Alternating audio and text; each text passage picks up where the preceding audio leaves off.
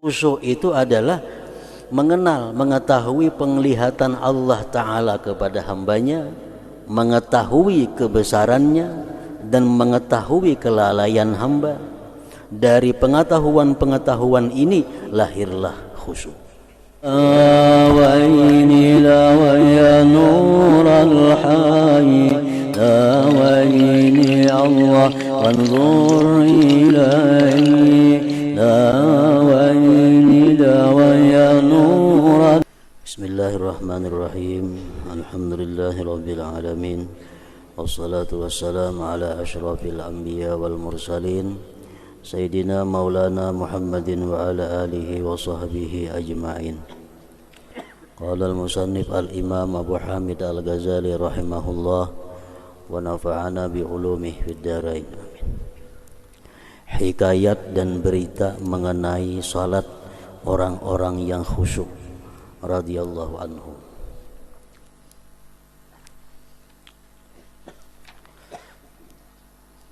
Ketahuilah bahwasanya khusyuk itu adalah buah iman.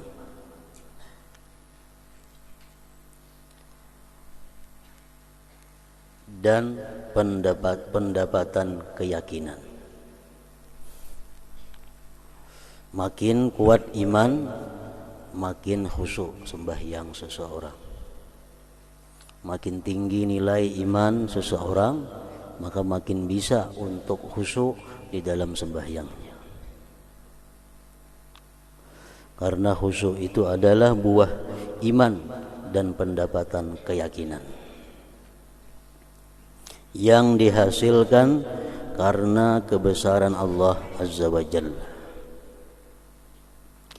Barang siapa yang diberi hal itu, maka ia menjadi orang yang khusyuk dalam salat dan di luar salat. Bahkan di dalam kesunyiannya dan di Baitul Ma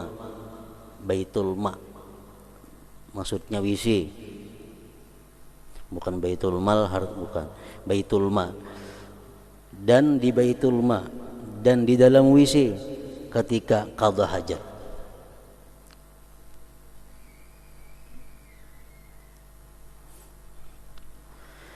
Sesungguhnya sesuatu yang menjadikan khusyuk adalah mengenal, mengetahui penglihatan Allah Ta'ala kepada hamba.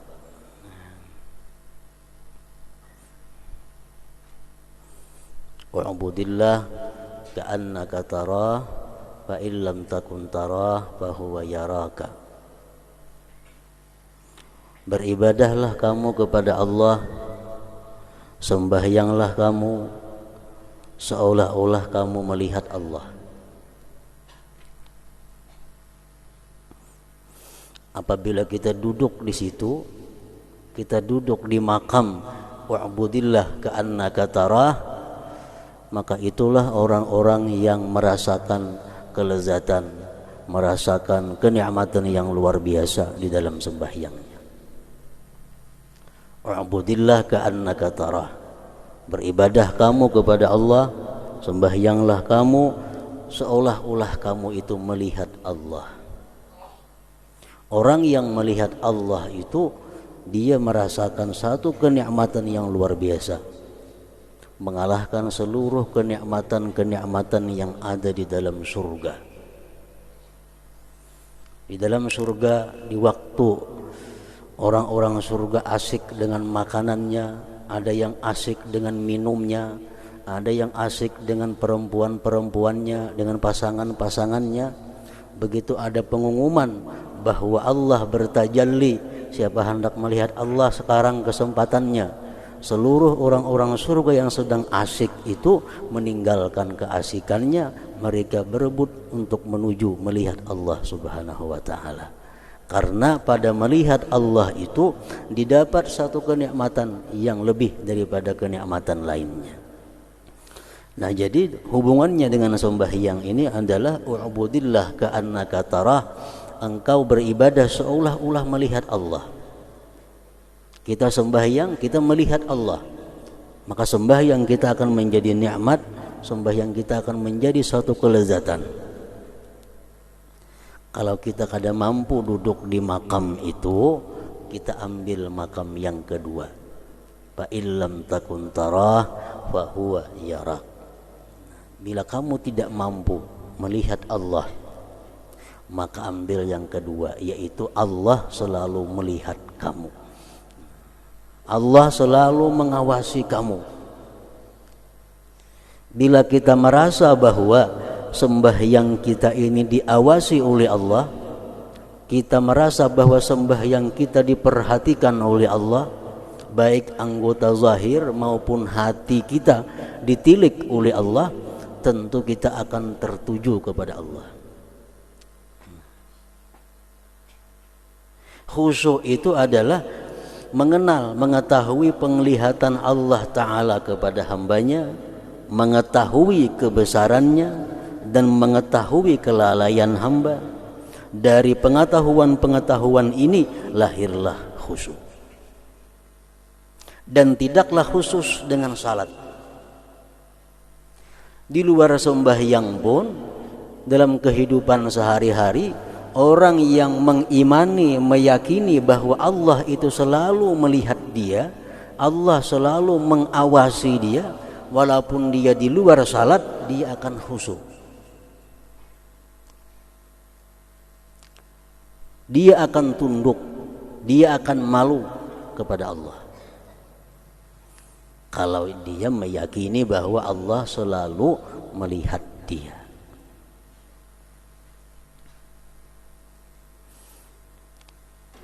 Nah, di luar sembahyang itu merupakan buah yang didapat di dalam sembahyang. Orang yang dalam sembahyangnya khusyuk itu akan bisa mempengaruhi akhlak, budi pekerti, tingkah laku di luar sembahyang. Dari sembahyang yang khusyuk itulah akhlak seseorang menjadi baik, perilaku seseorang menjadi terpuji, karena pengaruh bawaan daripada khusyuk di dalam sembahyang tadi, khusyuk di dalam salat tadi. Di luar sembahyang, kalau kita kada bisa musyahadah kepada Allah,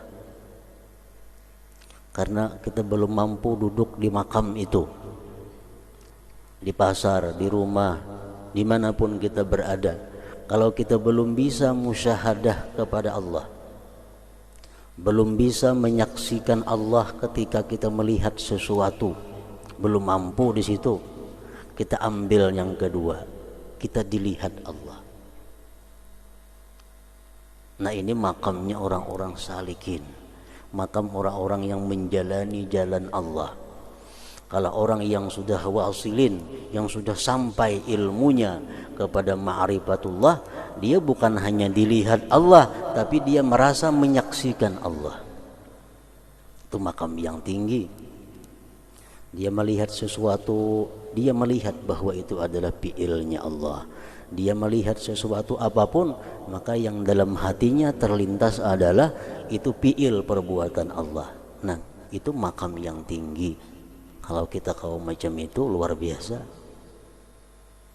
Kalau kita kadakawa duduk di makam itu, kita ambil makam yang di bawah, yaitu apa? Merasa, meyakini, mengimani bahwa gerak-gerik kita ini ditilik oleh Allah. Tutur kata kita diperhatikan Allah, pandangan kita dilihat Allah, pendengaran kita diawasi Allah, tangan kita diawasi oleh Allah. Nah, itu kedudukan yang kedua. Itu pun kita selamat kalau duduk di situ bandak. Biasanya bila sudah mantap di sini hanya bisa melakukan musyahadah itu. Syekh Abdul Wahab Asy-Sya'rani di dalam manaqib beliau disebutkan bahwa beliau itu kadang mau duduk bahunjur. Kayak apa aja panatnya, paling kadang mau berdiri. Kalau bahunjur kadang mau. Kenapa ditanya beliau, kenapa pian duduk kadang mau bahunjur? Beliau menjawab, aku malu karena aku dilihat Allah tidak baik seperti itu. Satu keyakinan yang luar biasa bahwa duduk bahunjur itu kada pantas, kada cucuk berada di hadapan Allah Subhanahu wa ta'ala. Orang yang selalu diawasi oleh Allah, ya macam itu kelakuannya, macam itu akhlaknya. Tutur katanya terukur, pandangannya terukur, langkah batisnya terukur. Bila sesuai dengan nang malihati digawe, bila anggaran nang malihati ini kada katuju mundur. Nah, macam itu di luar sembahyang sama dengan dalam sembahyang. Bila dalam sembahyang kita meyakini itu apik tuh sembahyangnya, bacaannya apik, gerak-geriknya apik. Kenapa? Karena dinilai, diyuri oleh Allah Subhanahu wa ta'ala, dipintan oleh Allah. Qari itu lawan membaca Quran di panggung, lawan di rumah lain. Kalau di panggung qari ahni itu jalannya aja batur, hendak menuju tempat pembacaan Quran itu nah jalannya betiti. Kenapa? Ada yang menilai, ada spesial yuri adab, kayak apa jalannya, kayak apa duduknya, kayak apa cara membuka Qur'annya. Pasti baapik si kari ini nih. Kenapa? Ada yuri yang menilainya. Tapi kalau di rumah nyaka ada yuri lagi, si kari ini bebarang aja mengaji, bahunjur ke berabah ke apakah. Kenapa? Karena merasa yurinya kada ada lagi. Nah, bila kita jadikan yuri itu adalah Allah Subhanahu wa ta'ala, kita baca Quran di panggung macam dinilai orang, nah itu yang dikehendaki oleh agama. Ihsan, ngarannya maqamul ihsan. Oleh karena itu diriwayatkan dari sebagian mereka orang-orang saleh, orang-orang yang khasyiin, bahwasanya ia tidak mau mengangkat kepalanya ke langit 40 tahun karena malu kepada Allah yang maha suci dan khusyuk kepadanya. Ada orang dahulu, orang-orang aulia Allah kada mau cangang ke atas langit selama 40 tahun. Kada mau mengangkatkan kepala cangang ke langit. Kenapa?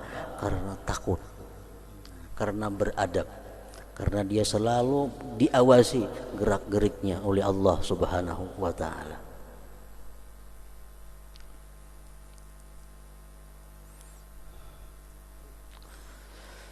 Ar-Rabi' bin Khaisam, salah seorang sahabat Ibnu Mas'ud. Ar-Rabi' bin Khaisam karena sangat merendahkan dan menundukkan pandangannya, sebagian manusia menduga bahwasanya ia buta. Jadi Rabi' bin Khaisam ini tunduk aja pandangannya, kada hulingang ke situ kamari, tunduk khusyuk. Lalu orang mengira Sayyidin itu buta. Ia pulang pergi ke rumah Ibnu Mas'ud, sahabat Rasulullah, selama 20 tahun mengaji lawan Abdullah bin Mas'ud. Rabi' bin Khaisam tadi. Kata jariyah, budak perempuannya, melihat ia berkata kepada Ibnu Mas'ud, temanmu yang buta telah datang. Pembantu rumah Ibnu Mas'ud pun menyangka bahwa Rabi' bin Khaisam itu orangnya buta. Kenapa? Karena kada pernah cangang ke situ kamari, tunduk aja. Jadi bila datang ke rumah Ibnu Mas'ud, ujar pembantunya, hai Ibnu Mas'ud tuh kawan pian yang buta datang di belatar menghadangi. Padahal bukan buta, cuma karena khusyuk pandangan beliau selalu tunduk. Maka Ibnu Mas'ud tertawa karena perkataannya tadi. Apabila ia mengetuk pintu, maka jariyah itu keluar kepadanya, lalu ia melihatnya, menundukkan dan merendahkan pandangannya. Dan Ibnu Mas'ud apabila melihat kepadanya Rabi' bin Khaisam tadi, ia mengucapkan wabasyiril mukhbitin, artinya dan berilah kabar gembira kepada orang-orang yang tunduk, yang patuh kepada Allah. Ujar Ibnu Mas'ud lagi, demi Allah seandainya Muhammad sallallahu alaihi wasallam melihatmu wahai Rabi' bin Khaisam, niscaya beliau gembira karenamu. Pada lafaz lain, niscaya beliau menyukaimu. Dan pada lafaz yang lain, niscaya beliau tertawa. Nah, jadi pengaruh khusyuk dalam sembahyang kan sembahyang tunduk. Kita sembahyang disuruh mata kita mengarah kepada tempat sujud. Mata kada boleh liwat, kada boleh menyebar kiri kanan selain daripada tempat sujud. Itu aturannya sembahyang. Orang khusyuk macam itu. Rabi bin Khaisam ini karena sembahyang beliau khusyuk, sampai di luar sembahyang pun kalau Sidin berjalan ke mana pun pandangan Sidin mesti ke satu arah itu. Ini pengaruh daripada khusyuk di dalam sembahyang terbawa kepada di luar sembahyang. Pada suatu hari ia Rabi' bin Khaisam tadi berjalan bersama Ibnu Mas'ud pada tukang besi, pandai di kita. Ketika ia melihat perapian yang ditiup dan api yang menyala, maka ia jatuh pingsan. Rabi' bin Khaisam jatuh pingsan. Ibnu Mas'ud duduk di sisi kepalanya sampai waktu salat, namun ia tidak sadar. Maka ia membawanya di atas punggungnya ke rumahnya. Ia masih pingsan sampai seperti jam ia pingsan. Maka terlewatlah salat 5 waktu. Artinya seharian semalaman kada sadar lagi Rabi bin Khaisam ini pingsan gara-gara melihat orang meniup api pandai tadi, tukang besi. Sedangkan Ibnu Mas'ud di sisi kepalanya seraya berkata, ini demi Allah adalah takut. Artinya akibat takutnya dia kepada siksa Allah Subhanahu wa taala, begitu melihat api orang meluluh wasi, nah di situ dia membayangkan bahwa macam itulah neraka Allah Subhanahu wa taala meluluh lantakkan manusia. Melihat itu, memikirkan itu, akhirnya pingsan Rabi bin Khaisam tadi. Ar-Rabi' berkata, saya tidak pernah masuk di dalam salat lalu saya dipentingkan oleh selain apa yang saya ucapkan dan sesuatu yang dikatakan bagiku.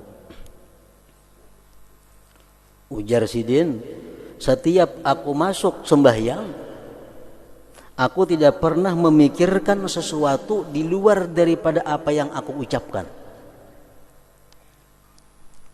Itu artinya adalah khusyuk.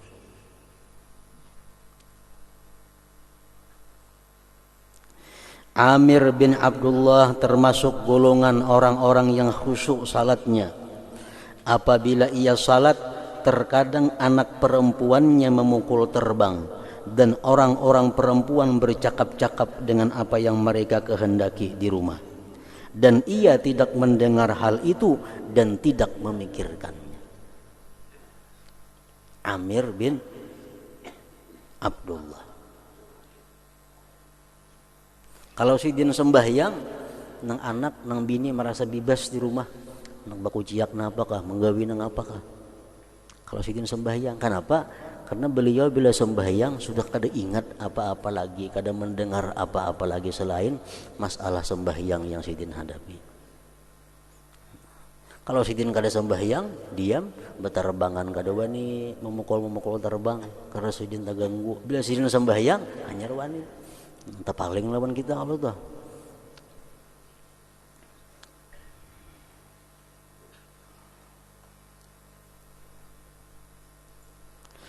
Pada suatu hari dikatakan kepadanya Amir bin Abdullah, apakah nafsumu berbicara kepadamu dengan sesuatu di dalam salat?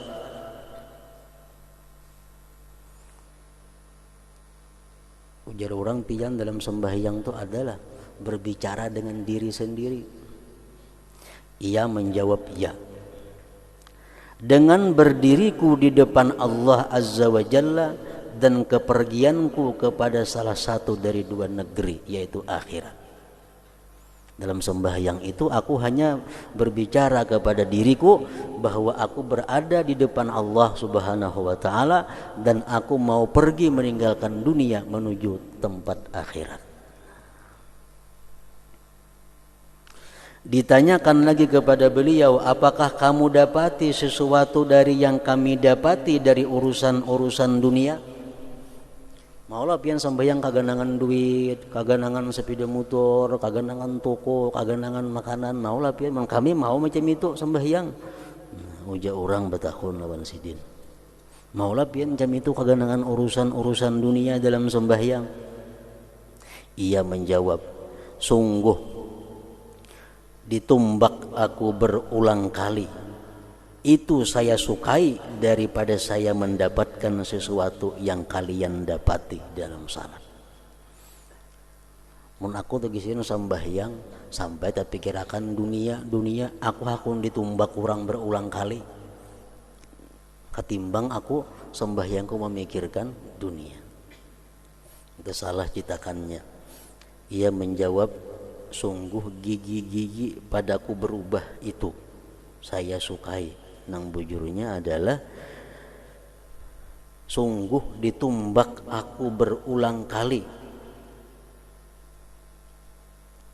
itu saya sukai daripada saya mendapatkan sesuatu yang kalian dapati di dalam salat. Dan ia berkata, seandainya terbuka tutupan maka saya tidaklah bertambah yakin.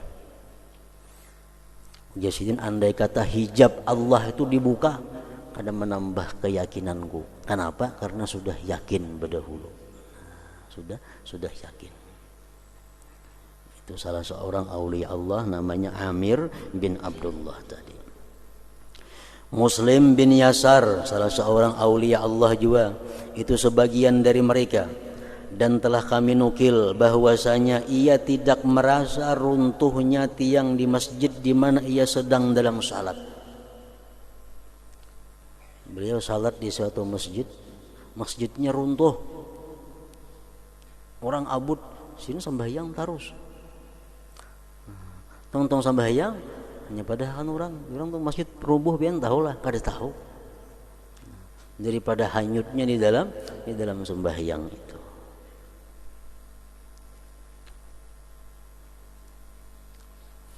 Ini orang yang sudah sembahyang nangkaan nakatarah. Orang yang sudah sembahyang di mana menemukan satu kenikmatan, kelezatan berjumpa Allah yang lupa dengan sekelilingnya. Ya macam tadi, tihang rubuh pada tahu.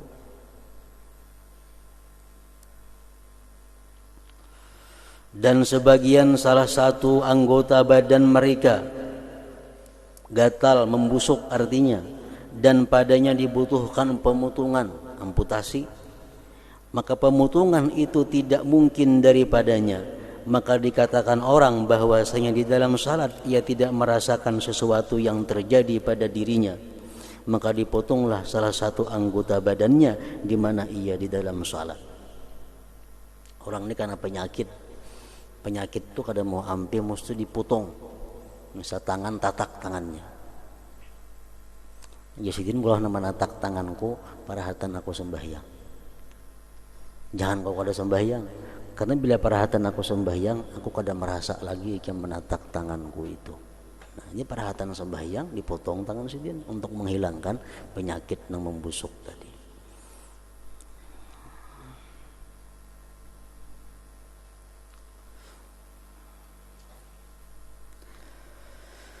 Sebagian mereka berkata salat itu termasuk akhirat. Sembahyang termasuk bagian akhirat. Apabila kamu telah masuk padanya salat, maka kamu keluar dari dunia. Maksudnya hati kita, pemikiran kita di dalam salat itu mesti keluar daripada pemikiran-pemikiran dunia. Dan ditanyakan kepada yang lain, apakah nafsumu membicarakan sesuatu dari dunia dalam salat? Lalu ia menjawab, tidak, baik dalam salat dan lainnya. Sebagian mereka ditanya, adakah kamu mengingat sesuatu di dalam salat? Maka ia menjawab, apakah ada sesuatu yang lebih saya sukai daripada salat, lalu saya mengingat pada waktu salat? Kalau kita mengatakan, kita menganggap bahwa sembahyang itu yang paling kita sukai, sembahyang itu paling lezat bagi kita, tentu kita kada akan ingat lagi yang lainnya. Orang yang sekian lama kada bertemu dengan orang yang dikasihinya, begitu dia bertemu, dia akan lupa dengan segala sesuatu yang ada di sekitarnya. Nah macam itu artinya orang ini sembahyang itu merupakan kesukaannya, sembahyang merupakan kelezatannya. Kalau dia sembahyang kadang mungkin lagi mengingat yang lain-lainnya. Nah bila sembahyang ini hanya merasa bahwa perintah Allah, bila sembahyang ini merasa merupakan sesuatu keterpaksaan karena takutan lawan ancaman Allah, sembahyang pasti ingat yang lain-lainnya. Kenapa? Karena sembahyang bukan dianggap sesuatu yang menyenangkan, sembahyang bukan dianggap sesuatu kelezatan. Otomatis yang lain-lainnya timbulan di dalam hati kita.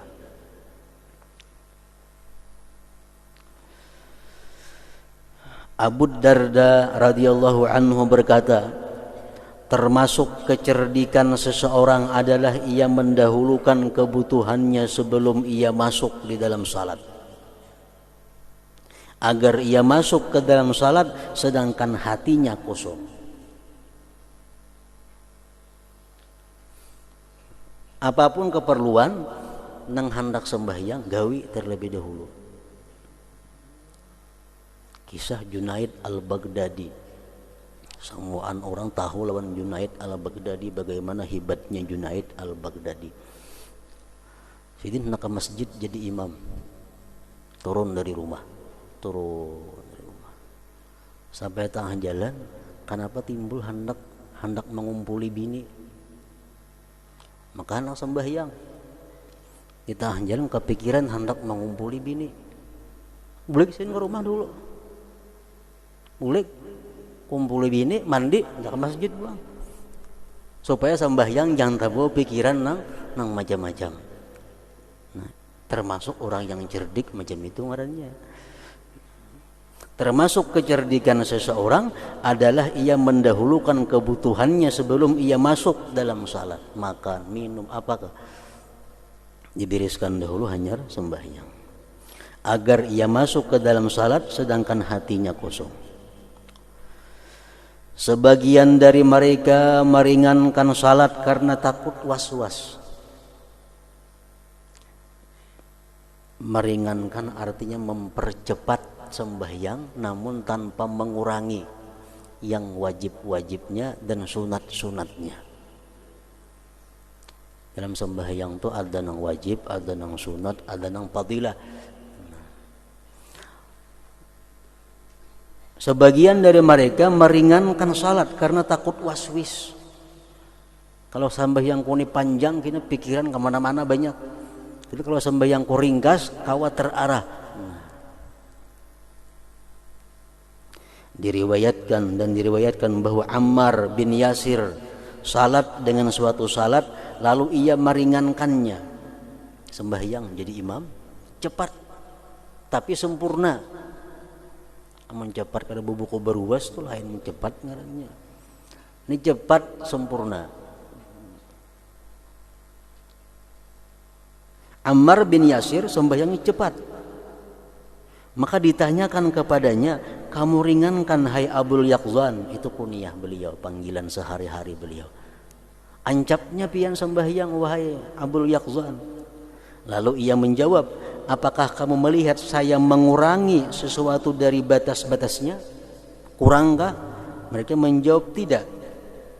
Ia berkata, sesungguhnya saya segerakan terhadap lupanya syaitan. Karena Rasulullah SAW bersabda, innal abda la yusalli salata la yuktabu lahu nisfuha wala thuluthuha wala rubu'uha wala khumusuha wala sudusuha wala ushruha wa kana yaqul innama yuktabu lil abdi min salatihi ma aqala minha. Bahwasanya seseorang hamba, sesungguhnya hamba itu salat dengan sesuatu salat di mana tidak ditulis baginya separuhnya. Tidak dinilai Allah, separuhnya aja kada, sepertiganya aja kada, seperempatnya kada, 1/5-nya kada, 1/6-nya kada, dan tidak 1/10-nya. Dan beliau bersabda, ditulis bagi hamba dari salatnya hanyalah sesuatu yang ia pikirkan daripadanya. Sembahyang 2 rakaat pindik tapi khusyuk. Sembahyang 2 rakaat panjang tapi kada khusyuk, kada ditulis Tuhan juga itu. Banyak panjang bacaannya. Allah hanya menulis kalau kita bisa khusyuk. Kalau panjang khusyuk makin bagus lagi artinya. Nah, cuma kalau nya panjang kada khusyuk, pindik tapi khusyuk, baik nang pindik itu sembahyangnya.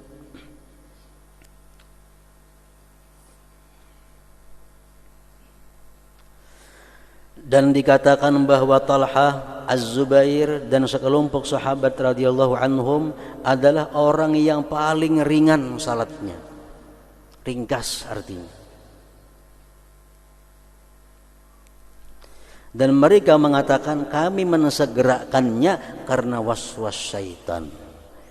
Bila panjang timbulan macam-macam di dalam hati, kena geritik-geritik napa-napakah keingatannya.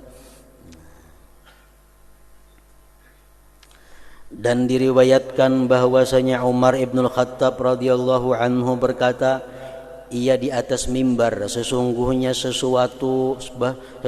seseorang kedua pipinya beruban, jabisnya sudah beruban, sudah tua artinya dalam Islam, sedangkan ia tidak menyempurnakan salat karena Allah Ta'ala. Ditanyakan bagaimana hal itu, beliau menjawab, la yutimmu khusyu'aha wa tawadhu'aha wa akbalahu 'ala Allah azza wa jalla biha. Artinya ia tidak menyempurnakan khusyuknya, perendahan dirinya dan dalam menghadapnya kepada Allah azza wa jalla. Padahal orang ini sudah lama masuk Islam, sudah tua di dalam Islam, tapi belum bisa sembahyang khusyuk dan tawadhu kepada Allah Subhanahu wa taala.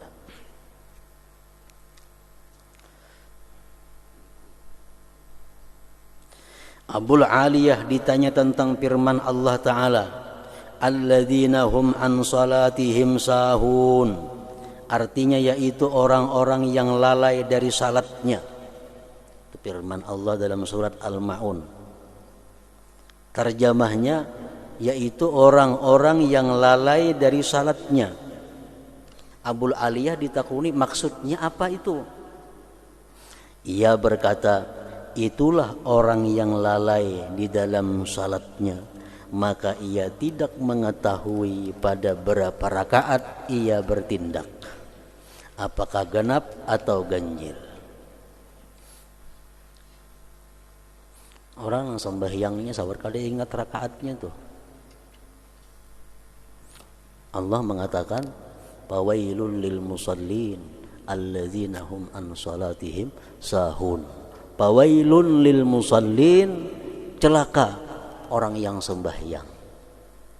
Orang yang sembahyang dikatakan celaka oleh Allah. Kenapa? Alladzina hum an salatihim sahun, mereka lalai dari sembahyangnya. Kada tahu lagi bilangan jumlah rakaatnya berapa. Karena sembahyang hatinya, pikirannya dikuasai oleh yang di luar sembahyang itu. Al-Hasan berkata, dia adalah orang yang lalai dari waktu salat. Fawailul lil musallin alladzina hum an salatihim sahun, celaka orang yang sembahyang, yang mereka lalai dari sembahyangnya. Itu jar Hasan Basri adalah orang yang mengeluarkan sembahyang daripada waktunya, termasuk juga. Orang nang kesibukan macam-macam pekerjaan, pas sembahyang zuhur tak pukul 4. Allah mengatakan itu orang celaka. Dia adalah orang yang lalai dari waktu salat sehingga waktu itu keluar. Sebagian dari mereka berkata, dialah orang yang jika salat di awal waktu maka ia tidak bergembira. Dan jika mengakhirkannya dari waktu maka ia tidak bersedih. Ia tidak melihat, berpendapat mensegerakannya itu sesuatu kebaikan dan mengakhirkannya suatu dosa. Macam-macam ulama mentafsirkan firman Allah tadi. celaka orang yang lalai dalam sembahyang. Ada yang menafsirkan, Abul Aliyah tadi ngaran sidin menafsirkan untuk orang nang sembahyang kali ingat hitungan rakaat. Ada Hasan Basri menafsirkan orang yang sengaja mengeluarkan waktu sembahyang. Ada lagi yang berpendapat artinya tafsirnya itu firman Tuhan tadi adalah orang yang sembahyang di awal waktu kadang merasa gembira, orang yang sembahyang di luar waktu kadang merasa salah. Ini sembahyang pas awal waktu biasa-biasa aja. Kadang-kadang awur sibuk sembahyang zuhur pukul 5 biasa aja juga. Nah ini menganggap semuaan biasa. Padahal sembahyang di awal waktu itu keridaan Allah, mestinya gembira. Sembahyang di luar waktu itu kemurkaan Allah, mestinya takut. Itu mestinya orang-orang yang beriman. Adanya kada sembahyang di awal waktu biasa aja, di luar waktu kada jadi masalah.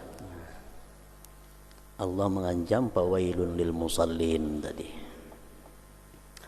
Ketahuilah bahwasanya salat itu sebagiannya diperhitungkan dan sebagiannya dicatat.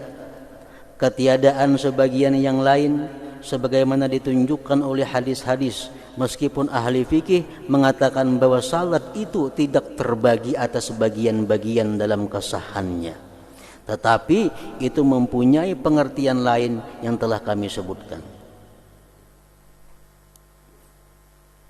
Kalau hukum fikih sembahyang itu bila sah ya sah sudah. Habis ya, kada terbagi-bagi lagi bila satu sah sudah ngarannya. Nah kalau ulama tasawuf setiap yang sah itu kada tentu baik lagi.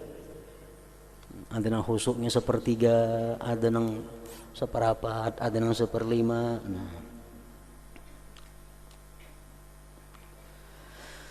Tetapi itu mempunyai pengertian lain yang telah kami sebutkan. Makna ini ditunjukkan oleh hadis-hadis karena mendatang hadis penambalan kekurangan-kekurangan fardu dengan sunat-sunat. Sembahyang sunat, rawatib, qabliyah, ba'diyah contohnya. Itu menambali kekurangan nang fardu. Bukan nang fardu kada digawi nitu kau menambali kada kawa. Misalnya sembahyang zuhur kada digawi, diganti lawan sunat kawalah kada kawa. Nah maksudnya sembahyang sunat itu bisa menambali nang fardu kehusuannya. Sembahyang zuhur misalnya kita khusyuk cuma 2 rakaatnya los. Nah, karena qabliyah zuhur 4 rakaat kita dapat khusyuk sarakaat, nah menambal kepada nang fardu tadi. Karena ba'diyah zuhur pula 4 rakaat dapat khusyuk sarakaat, menambal kepada nang zuhur 4. Akhirnya sempurna menjadi 4 rakaat baik, 4 rakaat khusyuk.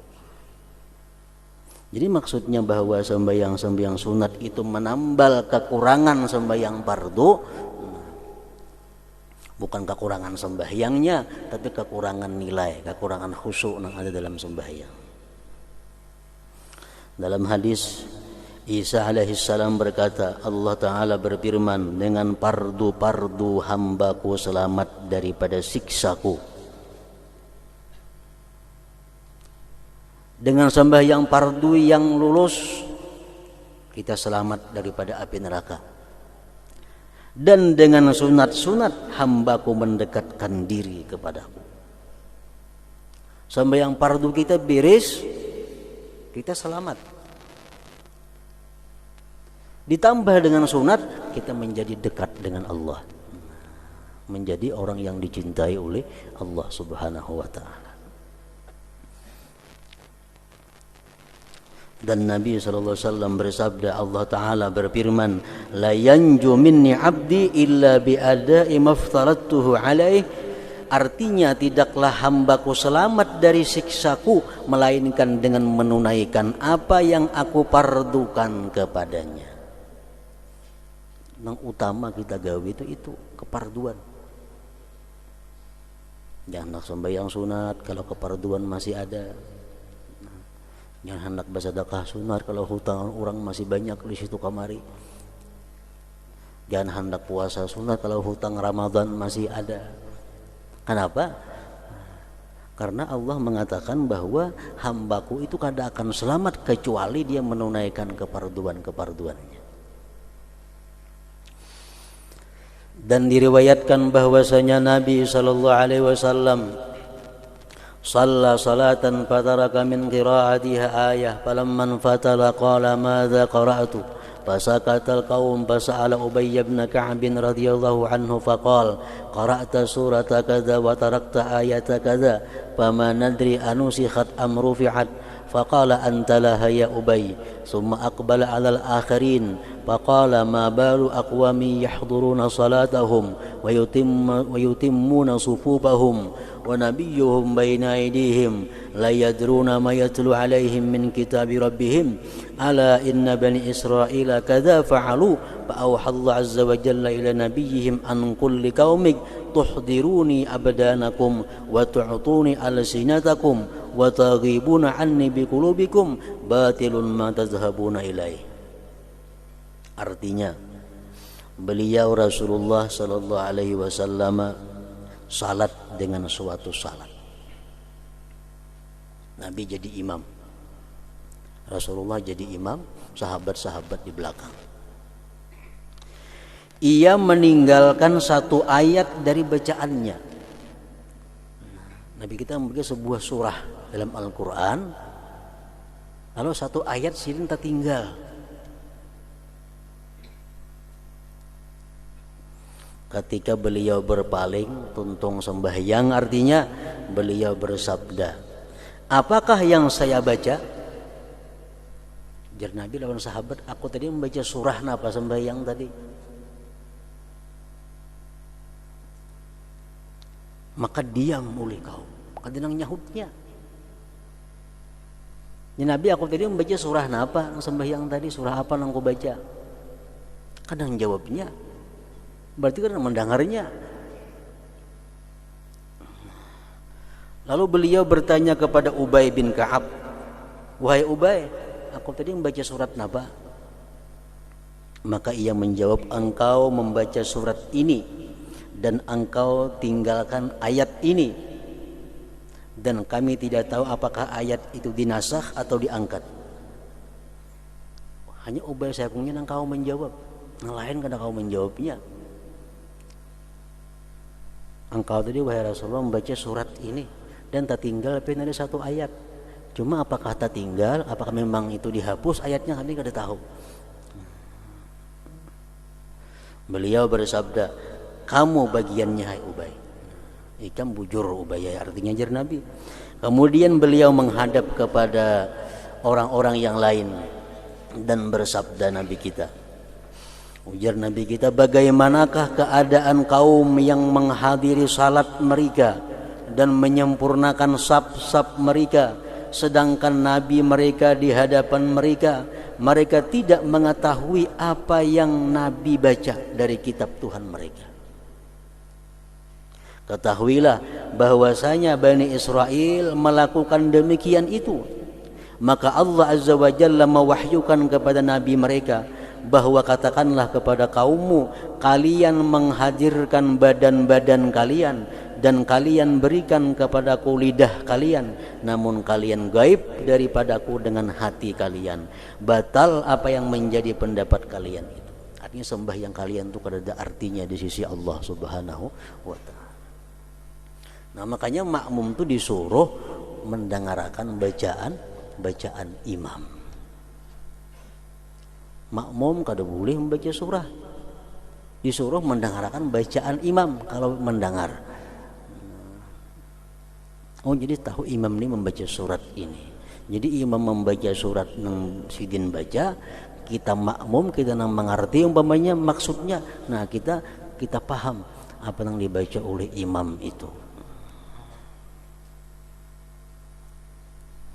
Ini adalah menunjukkan bahwa mendengarkan apa yang dibaca imam dan memahaminya adalah gantian dari membaca surat itu sendiri. Yang sembahyang sorangan kita membaca Fatihah lawan qul ya ayyuhal kafirun. Kalau sembahyang berjamaah maghrib kita Fatihah aja. Kenapa kita kadang membaca qul ya? Cukup kita mendengar bacaan imam. Cukup mendengar bacaan imam.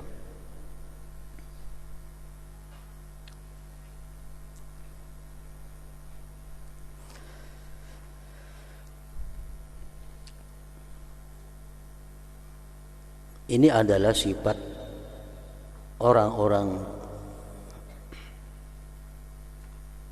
yang khusyuk.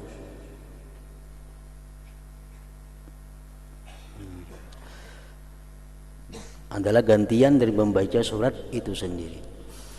Nah, andai kata kita sembahyang Allahu Akbar, jadi makmum di belakang. Awal kita membaca wajjahtu wajhiya lilladzi fataras samawati wal arda. Kita baca wajjahtu. Imam mulai Bismillahirrahmanirrahim, ampih membaca wajjahtu, dengarkan bacaan imam. Mendengarkan bacaan imam itu lebih utama daripada membaca wajjahtu wajhiya lilladzi. Kenapa? Karena mendengarkan bacaan imam itu menurut sebagian ulama hukumnya wajib. Sedangkan membaca wajah itu ada yang mengatakan wajib. Mendengar bacaan imam lebih utama daripada kita membaca dua iftitah itu. Nah, lain kalau Fatihah. Kalau Fatihah kita mesti membaca karena itu wajib juga. Sebagian dari mereka berkata seseorang sujud dengan satu sujud di sisinya, bahwasanya dengan itu ia mendekatkan diri kepada Allah Azza wa Jalla, dan seandainya dosa-dosanya di dalam sujudnya itu dibagi kepada penduduk kotaknya, niscaya mereka binasa. Ditanyakan bagaimana hal itu terjadi, ia berkata ia sujud di sisi Allah sedangkan hatinya memperhatikan kepada hawa nafsunya dan menyaksikan kebatilan yang telah menguasainya. Orang tuh sujud di hadapan Allah, sujud bukan pahala yang didapatnya tapi dosa. Andai kata dosa itu dibagi kepada penduduk kampung, binasa matian penduduk kampung dapatnya dosa itu. Sujud nang macam apa nang jadi dosa ini? Para hatana sujud di hadapan Allah, mulutnya membaca subhana rabbiyal a'la, tapi hatinya merancang kemaksiatan kepada Allah Subhanahu wa taala. Nah, dalam hati merancang maksiat, tapi mulut mengatakan subhana rabbiyal a'la, anggota batinnya sujud kepada Allah. Ini bukan sujud mendatangkan pahala, tapi mendatangkan dosa. Andai kata dosa itu dibagi kepada penduduk kampungnya, binasa sekampungan itu.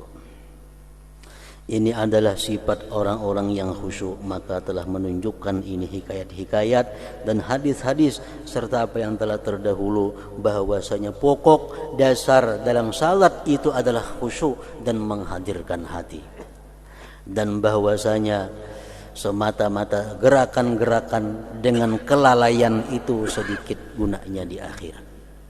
Kita sembahyang, gerakannya bagus, tapi kada khusyuk, sedikit manfaatnya di akhirat. Wallahu ta'ala a'lam, nas'alullah husnat taufik. Kemudian lanjutannya adalah bagian yang kedua daripada kitab salat.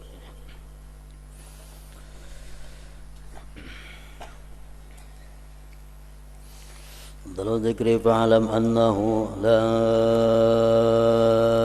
ilaha illallah Muhammadur Rasulullah, la ilaha illallah Muhammadur Rasulullah, la ilaha illallah Muhammadur Rasulullah, la ilaha illallah, la ilaha illallah, la ilaha illallah, la ilaha illallah, la ilaha illallah. Allahu Allah, Allahu Allah, Allahu Allah, Allahu Allah, Allahu Allah, Allahu Allah, Allahu Allah, Allahu Allah, Allahu Allah, Allahu Allah, Allahu Allah, Allahu Allah, la ilaha illallah Muhammadur Rasulullah, la ilaha illallah Muhammadur Rasulullah, لا إله إلا الله محمد رسول الله لا إله إلا الله الفاتحة إلى حضرة النبي عليه الصلاة والسلام إياك نعبد وإياك نستعين اهدنا الصراط المستقيم فيا أيها الراجون منه شفاعة صلوا عليه وسلموا تسليما